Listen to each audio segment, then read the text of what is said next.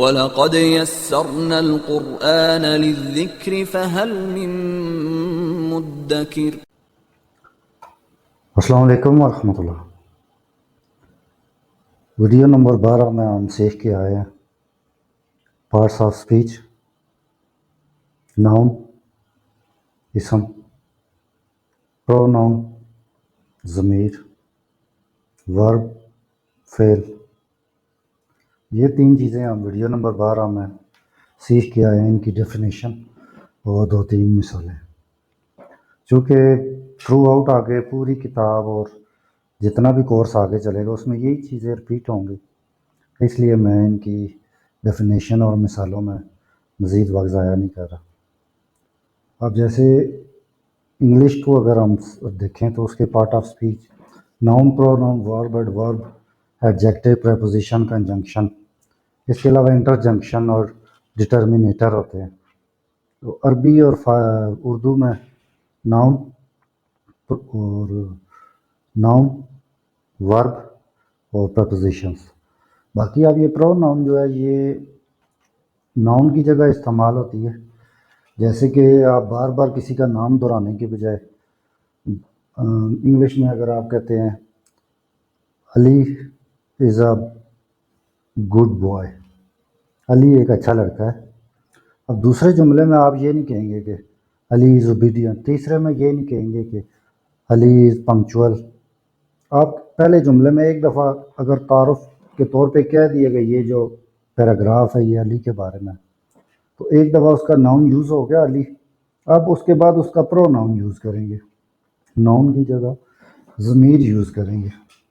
تو انگلش میں جیسے he, she, it, I, we, you, they pronouns ہوتی ہیں، اسی طریقے سے عربی میں بھی ناؤن کی جگہ پروناؤن یوز ہوتی ہیں۔ اب ہم باقاعدہ عربی ضمائر کا مطالعہ کرتے ہیں۔ عربی سیکھنے کے اس مرحلے پہ ایک دلچسپ بات آپ کو بتاؤں، اکثر لوگ اس ڈوئل اور پلورل اور اس سنگولر پلورل ڈوئل کی تقسیم کی وجہ سے اکثر گھبرا جاتے ہیں۔ میرا ذاتی تجربہ یہ ہے کہ اگر آپ عربی کو سیکھتے ہوئے صرف اور صرف ایک نیت کر لیں کہ انشاءاللہ عز و جل ایک وقت آئے گا کہ ہم عربی کو پراپر گرپ کر لیں گے، تو آپ اگر بیسک سے سٹارٹ ہوئے تو کبھی بھی کسی سٹیج پہ خود کو یہ نہ اپنے دماغ کو ماننے دیں کہ جی اب ہماری بات سے باہر ہوگی، اب ہمیں نہیں سمجھ آ رہی۔ جیسے یہ میں ہینڈ آؤٹس آپ کو اپنے واٹس ایپ کمیونٹی میں پرووائڈ کر دوں گا، تو ہر ویڈیو کے اینڈ پہ میرا واٹس ایپ نمبر لگا ہوتا ہے،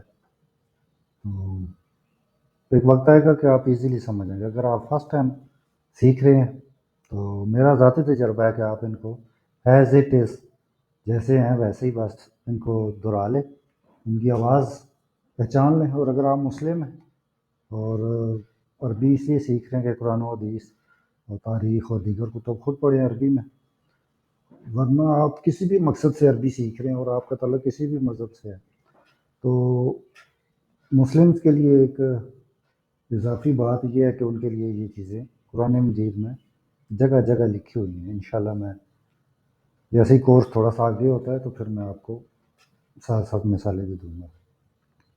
تو چلے شروع کرتے ہیں۔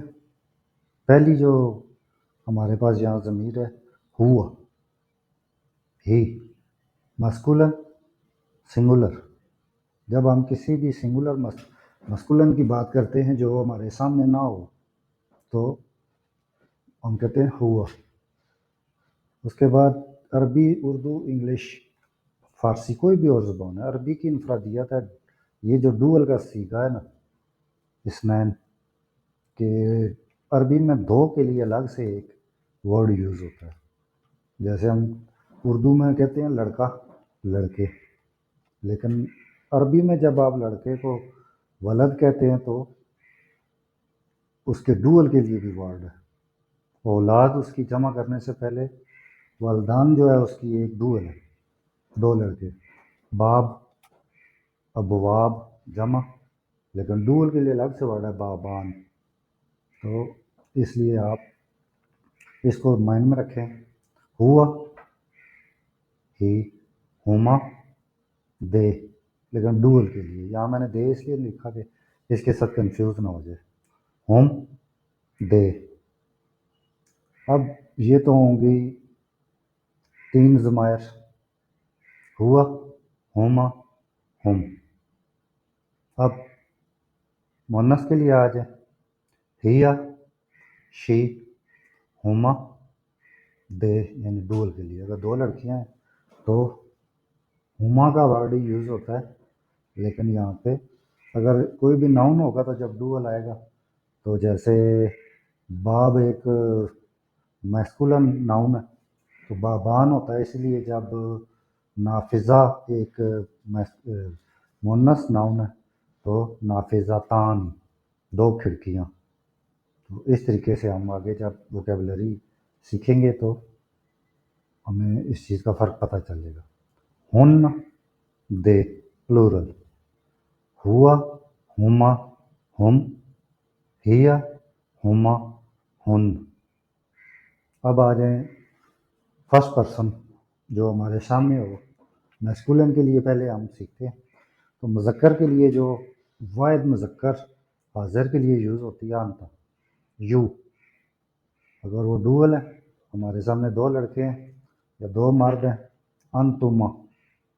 اور اگر وہ پلورل ہیں، زیادہ بندے ہیں، تو ہم دیں گے انتم. اسی طریقے سے مونس انتی، فیمیل کے لیے یو، اور ڈوئل ہیں تو انتما. اور اگر زیادہ عورتیں یا لڑکیاں ہیں تو انتن، پلورل کے لیے. اور واحد متکلم فرسٹ پرسن سنگولر، انا، آئی، نحنو، وی.